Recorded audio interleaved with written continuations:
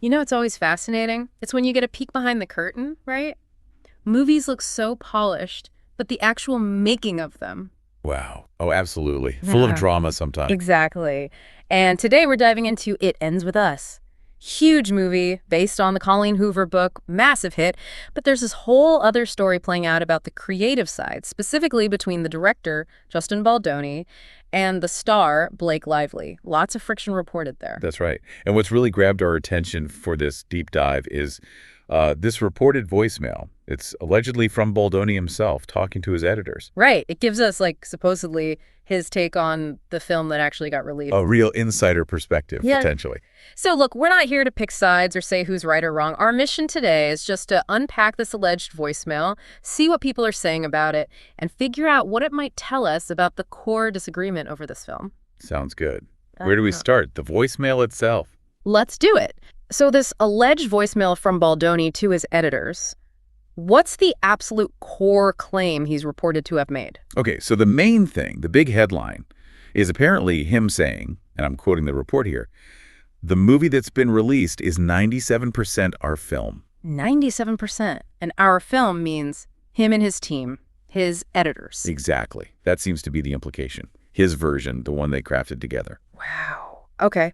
Did he give specifics? Like, what was the other 3%, according to him? He apparently did. He pointed to a couple of things, supposedly. One was changing a specific shade of white to off-white. Off-white. Okay, that sounds minor. Well, yeah. And the other example mentioned was the musical score. He reportedly called the final score a low-rent version of what they'd done, saying it lacked a strong theme. Okay, off-white and a low-rent score. That's his reported 3%. That's what the report suggests, yeah. Now, this voicemail, it wasn't totally new, right? Didn't this come up before somewhere? That's correct. It had apparently been discussed previously, mentioned on Megyn Kelly's show, I believe. Okay, but hearing this figure, 97% his film, what's the immediate, impact of him saying that, assuming the report is accurate? Well, it's pretty significant, isn't it?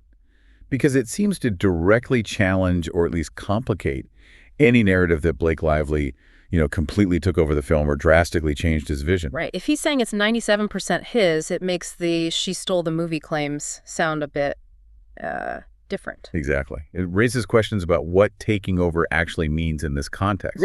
If his own reported assessment is that the vast majority is their work, it shifts the perspective. Yeah, it really does. It suddenly makes you think about that power dynamic on set, director, huge star, studio. It's complex, not just one person's vision. Absolutely. And it seems this revelation, or maybe just the renewed focus on it, got people talking. There was one comment pointing out the, quote, insane amount of alleged lies coming from Baldoni's camp. Strong words. That suggests some real skepticism out there. Definitely. It points to a level of distrust, maybe based on things said previously about the production. And it also brings in a really interesting question about that 3%. You mean, could 3% actually be a big deal? Precisely. Could a small percentage change, especially in a film dealing with sensitive themes like It Ends With Us does, actually have a major impact on the story or tone? That's a great point.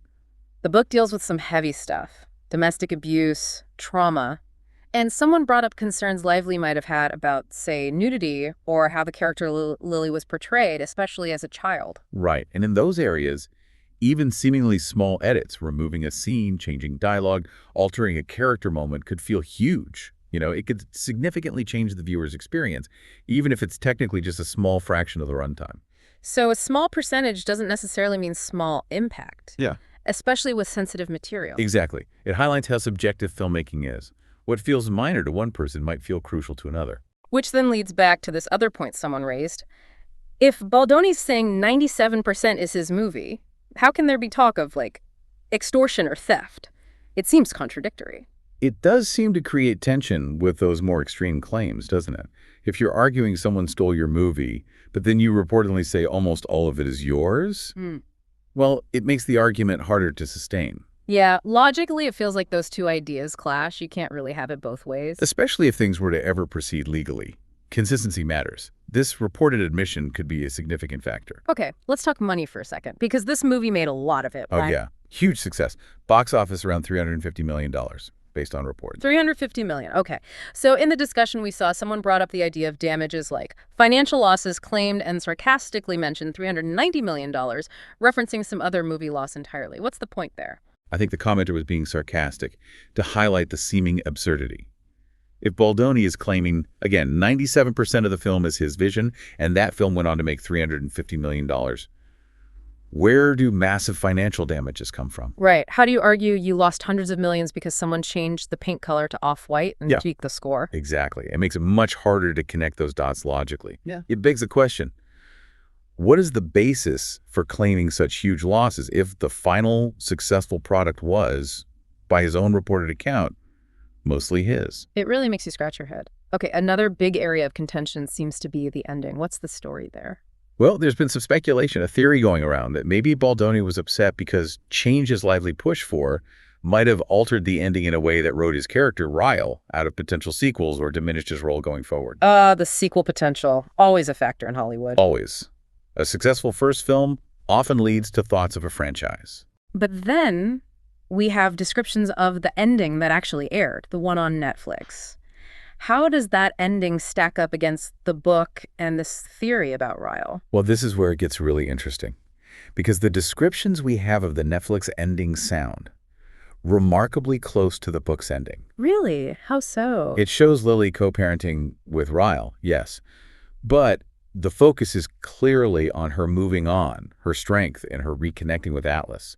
Details like Ryle saying something like, "I beg her to leave him," referring to his own past behavior. Okay. And Lily's powerful line to her baby, "It ends with us," her visiting her father's grave, processing things. And that final scene in the park where she meets Atlas again, it all points towards an ending very true to the spirit and plot of the book. So the movie ending seems to follow the book's trajectory for Lily and Atlas. It certainly appears that way, based on the descriptions, which again makes you question how much was fundamentally changed if the conclusion aligns so closely with the source material. So how does that fit with reports that Baldoni took credit for some changed ending, one that supposedly dealt more with Ryle's ongoing presence? That's the puzzle. Baldoni reportedly did claim credit for an ending focused on the difficulties of Ryle still being in Lily's life. But the big unknown is when he said that. Timing is everything. Crucial. Yeah. Was he talking about a version before the final cut? Before the Netflix release? Or after? Because if the ending everyone saw is largely book accurate, his claim of taking credit for a different focus becomes confusing. We need that context. Without knowing when he said it, it's hard to square that circle. Okay, let's touch on another theory about the 3% changes the idea it might involve intimate scenes or rating concerns. Right. The thought process there is that Lively, as the star and a producer, would have a strong interest in keeping the film accessible, likely aiming for that PG-13 rating. Which means potentially toning down or removing more explicit content. Exactly. Or maybe addressing scenes she or other actors felt uncomfortable with. It's plausible that changes related to intimacy or nudity could fall into that 3%, but still feel very significant to those involved, especially the actors. That makes sense. Protecting the rating, ensuring actor comfort, those are legitimate producer concerns.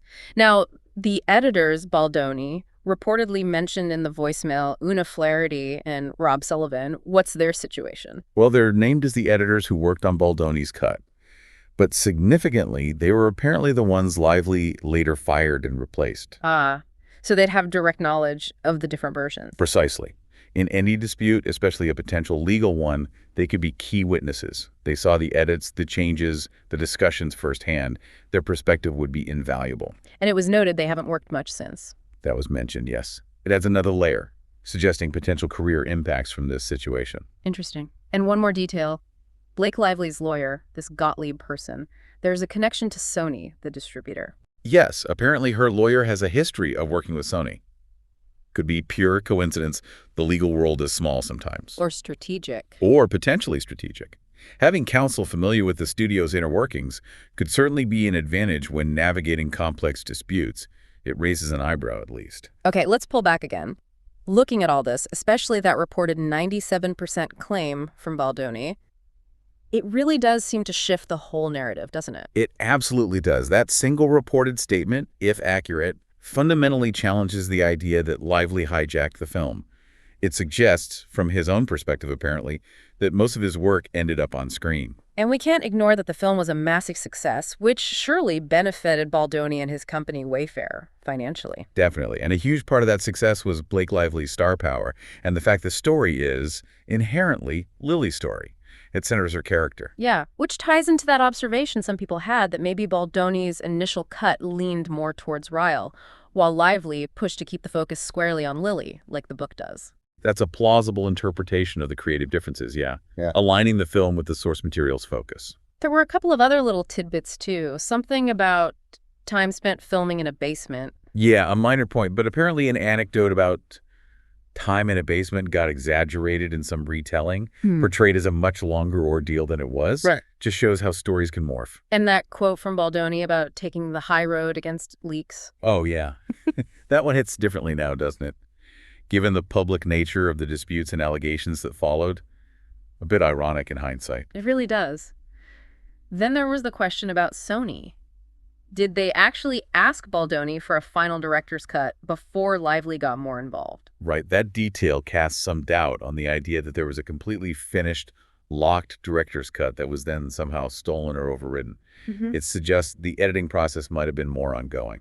And what about the test screenings? That's another fascinating piece. Reports suggest that Lively's cut actually tested better, particularly with women over 35, a huge demographic for this kind of film. So her version resonated more with a key audience segment. Apparently so. Which, you could argue, might subtly suggest why dismissing her input could be seen negatively. And ultimately, Sony tested both versions and chose to release Lively's. The studio made the final call based on testing. Seems like it. Which brings us right back, full circle, to the main point. If Justin Baldoni himself reportedly said 97% of the movie that made $350 million was his, what exactly constitutes the theft or extortion being alleged?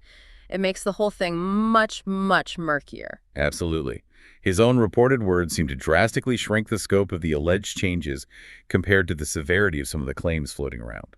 So yeah, wrapping this up, as we said, we didn't set out to solve this or declare a verdict. We just wanted to look closely at this reported information, especially the voicemail details, and try to understand the conflict better. Exactly. It's about exploring the nuances based on what's been reported. Which leaves us, and you listening, with a final thought to chew on.